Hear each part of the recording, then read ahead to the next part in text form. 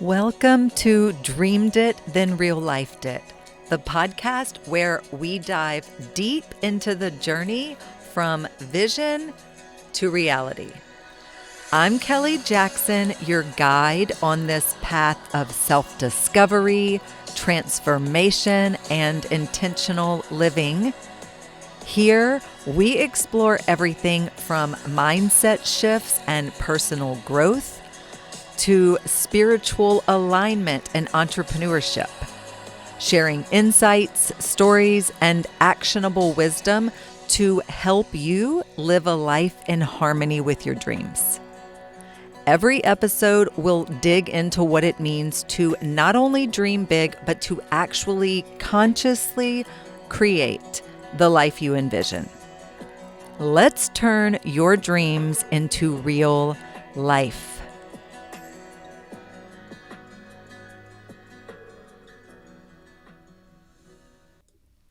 Hello, friends. This episode is dropping on Martin Luther King Jr. Day, and so I wanted to take this opportunity to, regardless of when you're listening, there is so much value in spending a little time reflecting on the teachings of Dr. King, because there are so many gems there. And I was just with a friend just yesterday having a conversation, and I was reminded of a time when I was on the receiving end of some hate, and I responded with, darkness cannot drive out darkness, only light can do that. Hate cannot drive out hate, only love can do that. And that's a MLK Jr. quote. And I believe that. I believe that we're being called not to meet hate with more hate. We're being called to meet hate with love. And that's my invitation to you. And I'm just going to keep this one quick today. This is not going to be a long episode. What I want to do is I just want to touch on some of my favorite MLK Jr. quotes and just riff on it a little bit, okay? And that's one of them. That came to me, and I was just reminded of that, and I really do believe that. Darkness cannot drive out darkness, only light can do that. Hate cannot drive out hate, only love can do that. We have a choice of how we show up in this world, regardless of how anyone else shows up. We cannot control how anyone else shows up. We always have the choice to control how we show up. And even when people are coming at us from a place of darkness and pain and hurt and hate, we don't have to match their energy. We can stay in that place of light. We can continue to be the light, and we can stay in that place of love, and we can continue to be the love. Okay? And speaking of that, that's another thing he said. I've decided to stick with love. Hate is too great a burden to bear. And guys, I want you to think about that. Hate really is a burden. It is tough to hold hate in your heart. And if you hold hate in your heart and in your body, it turns into anger and bitterness. And that doesn't feel good. And eventually, that will manifest itself in your physical body as well, right? That hate. And I go into this in episode 2, my holistic healing journey, because I have experienced life where my emotions and emotional dysregulation and emotional imbalances and energetic imbalances all were manifesting in my physical body as pain, chronic pain, injury, illness, dis-ease, all of this stuff. And so Hate, it affects your mental health. It affects your emotional health. It affects your physical health. And then it affects your spiritual health as well. So that's another one. I've decided to stick with love. Hate is too great a burden to bear. So I want you to think about that. If there's a situation, if there's a person, if there's something where you're harboring some hate, this is an invitation to transmute that and turn that into love. Love for yourself, right? Like you have to love yourself enough not to hold on to that hate, not to be gripping it so tightly, because it will affect your life in likely like in a negative way, in an undesirable way. Okay, so here's something else. Faith is taking the first step even when you don't see the whole staircase. And I love this so much. I even actually have this on a stamp. I have a stamp that says that. Faith is the first step. Faith is taking the first step even when you don't see the whole staircase. Guys, that's what faith is like. You don't have to, it's believing in something without having to see it, right? You got to believe to receive, right? You have an idea for a life, for a dream, for anything. You have faith in that. There's something I want to say, oh gosh, it's on the tip of my tongue. And Steve Harvey, right? The guy, he does the shows, with the kids, and he does, I think, the Family Feud and stuff. And he also is a motivational speaker, and he's really good at what he does. And I remember listening to this speech he did one time that talks about, faith. It's just jumping and trusting that the parachute's going to be there, right? That you're going to pull and the parachute's going to come out, and that it's the same concept here, guys. Faith is taking the first step even when you don't see the whole staircase. And I don't have to elaborate on that too much. It's just, it is what it is. This is what faith is. You don't have to see it to believe it and to feel it and to have it and to embody it. Now, talking about embodiment, he also said the time is always right to do what is right. That's a good one, right? The time is always right to do what is right. And think about the idea of embodying, doing what's right. And I'm not talking about being righteous, right? I'm saying doing the right thing. And like that whole idea, doing the right thing even when no one's looking, right? Who are you? Who are you? The time is always right to do what's right. And how do you know what's right? What feels right? What are your morals? What are your values? What is the next best step of integrity for you? If in order to know what is right, you really have to have a really clear understanding of who you are, right? And you have to know what your values are and what are your core values? What's important to you? What is right? And then just knowing that the time is always right to live in that place of doing the right thing. And the right thing is not always the easiest thing.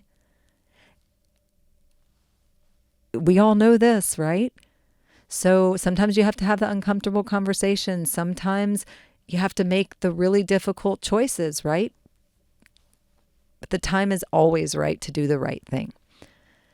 Now, there is another question that he presented. Life's most persistent and urgent question is, what are you doing for others? And guys, I love this question. What are you doing for others? Because now, one thing, Now I'm like your self-love bestie, right? And I'm all about an advocate for prioritizing the relationship that you have with yourself and telling you that you are not selfish for prioritizing the relationship that you have with yourself, right? That is essential, that you have to fill your cup first, right? And so, yes, I I believe everything I say when I'm telling you of that you need to prioritize this relationship you have with yourself. It's so important. And also, I 100% agree with this.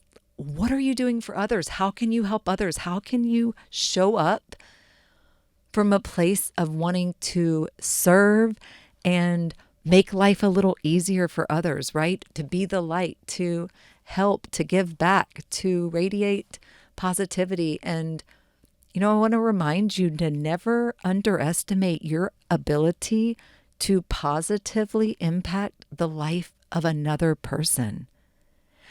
And I also want to remind you too that if you're ever feeling stuck or something like that, when you step into a place of service, like stuck in your life, or you're feeling down, or you're feeling sad, or you're dealing with grief, like especially if you're dealing with pain, grief on that level, stepping into a place of being of service to others is really healing. Like it's really helps you to shift your perspective and to this helps you to fill your cup. Like really showing up in this way is a form of self-love because it is gratifying to help others and to do for others and to make life a little easier for others, a little more joyful for others. And yeah, I think that's life's most persistent and urgent question is, what are you doing for others? And so ask yourself that. What am I doing for others? And it may be someone in your family. Maybe it's a neighbor. Maybe it's someone in your community. Maybe it's someone online that you don't even know. Maybe you're showing up on a platform in a way like one of my mission with What You Want is raising the vibration of love on earth. And I want to do that. And this podcast is one way I can do for that. One way I can do that, right? Is I can show up and serve value and tips, actionable tips, wisdom, whatever, here to hopefully inspire you along your day, motivate you, inspire you, encourage you, help you have a positive shift in some way. And so there's so many, y'all, it could be rolling, you have an elderly neighbor, it could be rolling their garbage can up to the house for them, right? It could be all kinds of little things. It could be holding the door open for someone, right? Or just remembering to ask somebody, hey, how are your kids doing? Oh, you had that test last week. How are the results? Right? Like even that, just showing that's something that you can do for others is to be interested in them and their life and what's going on and ask questions. How are you? Right? That's one way you can show up for other people. Now, another thing he says is our lives begin to end the day we become silent about things that matter. And I really like that because what this says, the other side of this is just saying that like we have to have a voice. We have to have a voice on the things that matter to us, right? And that's part of life. And so often fear will keep us in this place of not speaking up about things that are matter to us, especially now in this kind of cancel culture type of world we live in some ways. That can feel scary to people. They're like, or sometimes we have these wounds of like people pleasing or wanting everyone to like us. And so if we speak up about this, even though it matters to me, this person might cancel me, that person might not like me, this person might talk about me, right? And that can feel paralyzing and scary, and we can silence ourselves, and we can decide to not have a voice, and we become silent about things that matter to us because we're fearful of what will happen if I have a voice and if I say my opinion, and it's not everybody's going to agree with it, right? And yeah, I actually just, let me throw this in there because it was really lovely. I had my experience for the first time being a guest on someone else's podcast, which was The Journey Within with Tiffany K. I will put a link to it down in the comments. Y'all, this is 1 hour that is really worth your time to tune in for. Such a great conversation. And one of the things that we talked about that got brought up, Tiffany, the host, was saying, talking about her journey and saying how there was a point in time where she was afraid to maybe speak out about how she felt about certain situations because there was this fear that she might lose this friend if she said her opinions or how she felt about situation A, B, or C, right? And where our conversation led was this idea that instead of being afraid of what you might lose by speaking your authentic truth, you want to shift that to get excited about what you could gain from speaking your authentic truth. So often we allow that fear to silence us because we're afraid of all of the things that we don't want to happen, that might happen, the people we might lose, the things people might say, whatever. And so the invitation here is to shift that and say, what if I do start speaking up about the things that matter? What if I could really, my voice does matter. And if I support these things that matter to me, and look, I don't know who said this, I didn't make it up, but I love it. It said, instead of bashing what you hate, promote what you love.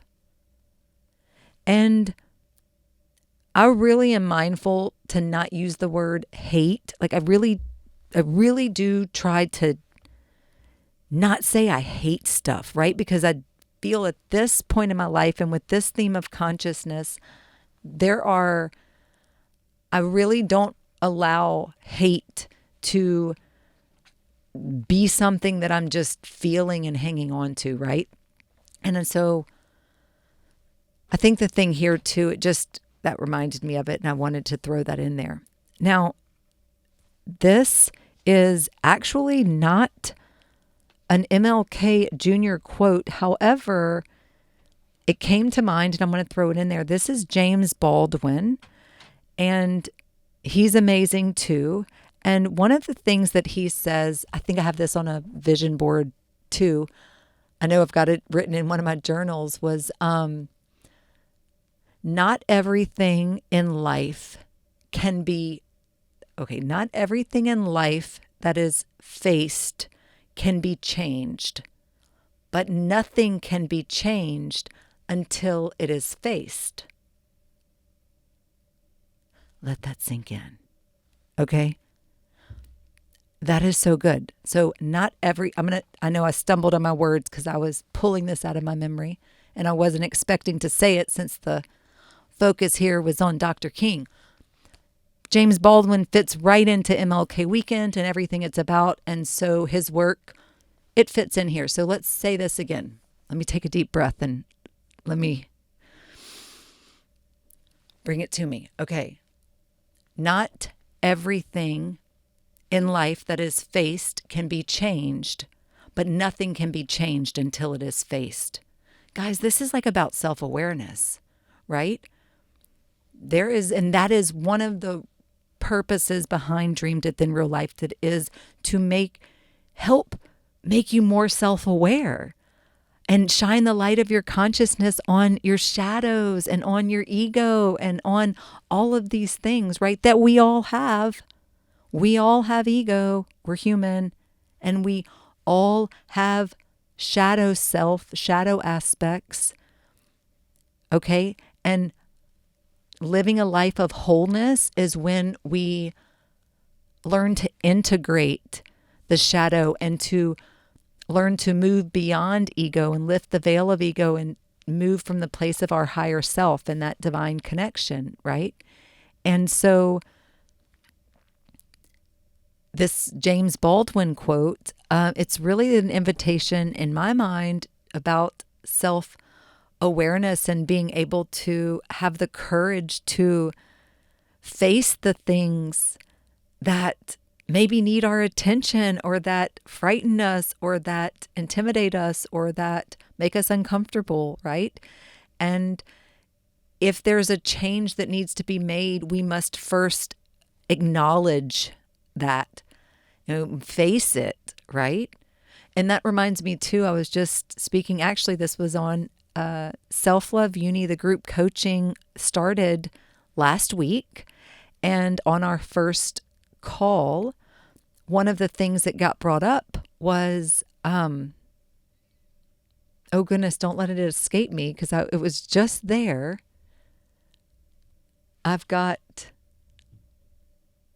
Okay, well, there's a little something else going on too. I have my daughter here with me today, and this is on a side note because I'm going to come back to this. We came to record an episode and Conscious Conversations with a 13-year-old, which she is truly a remarkable young woman and young lady. She's 13. And we had this fabulous conversation, guys. It was so fabulous. And we talked for about 50 minutes and we were in the recording studio room as opposed to I am in the control room right now.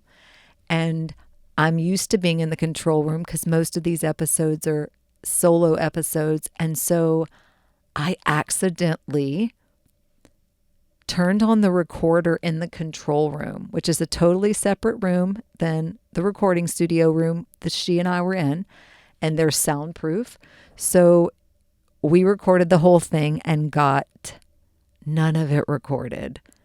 And of course it was disappointing because it was such a, even y'all beyond the podcast, from the standpoint, I'm so happy I got to experience it in real life because it was just such a beautiful conversation. And there's that little piece that I was, oh my gosh. But here's the thing. I made a mistake. She never once tried to make me feel bad for the mistake. She didn't blame me. She didn't get mad, roll her eyes, say anything that would make me feel bad. Although definitely she was really excited and really, for her first time to sit here and do it. And then the idea of sitting there again and doing it, she was like, Mom, I don't know if I can do it right now. It just kind of took the wind out of her sail a little bit. And I get it, y'all, because she was really excited and she did so wonderful. She was so poised and she just really opened up and allowed her authentic self and her personality to shine. And it was wonderful. And then I had not pushed record. And so we didn't get any of it. And, I did get a little distracted there a second ago when I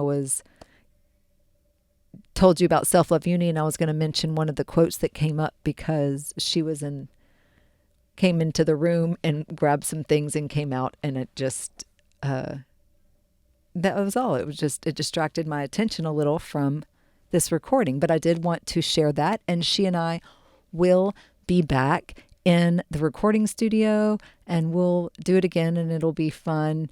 But yeah, we weren't going to do it again today and that's okay. So this is another one I was already planning on recording for you. Like I said, we're going to keep this one a little quick, a little quickie one for you.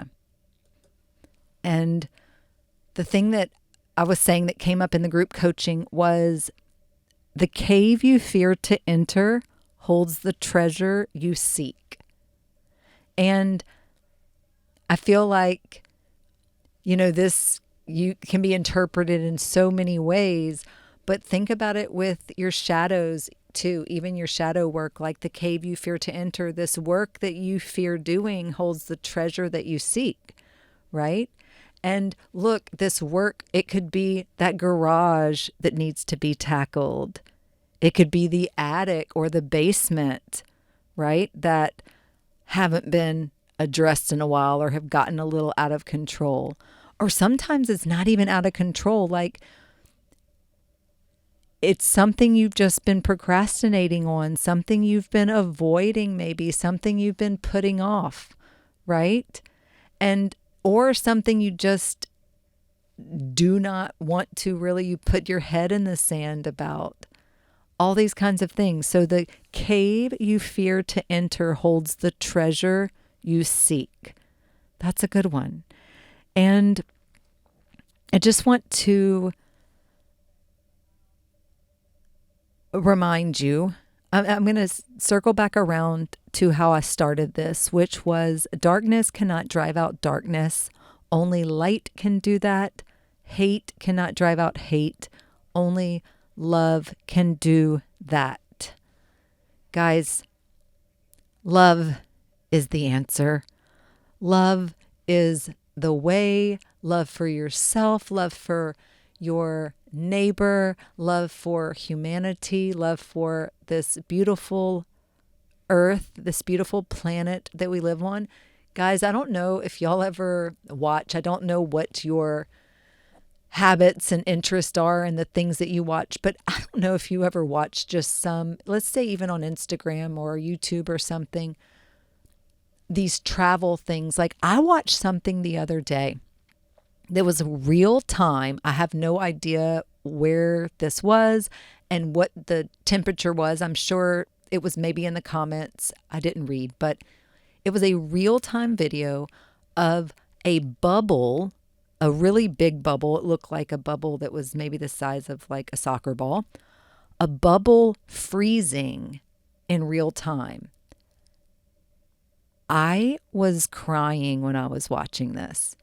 Like emotions, oh my God, I was crying. It was so beautiful and beautiful in a way that I didn't even know this kind of beauty existed. I didn't know I needed to see a bubble being frozen in real time. I didn't even know I needed to see that until I saw it. And the emotions that it evoked, it was breathtaking. It was stunning. It was spectacular. And it was nature. And it was just so wow. And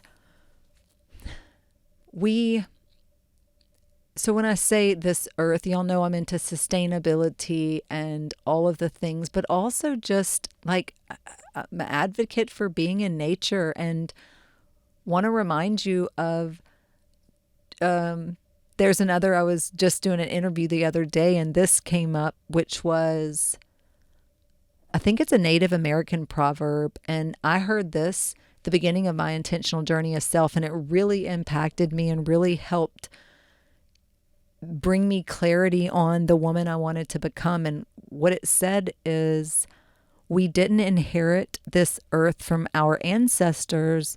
We're borrowing it from our children. And I love that. And I was like, oh, I really need to be more responsible, right? Like, and be more mindful of my footprint and become more eco-conscious, because this world is so marvelous and spectacular and fascinating and mind-blowing and just spectacular, like just like the bubble freezing thing. And I mean, some of these places on earth that I may never have the opportunity to visit in my lifetime, but thanks to modern technology, I can see other people videos and experiences, right? And I can still witness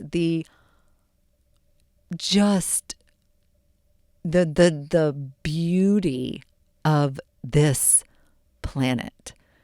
It's just, oh my gosh, I love it.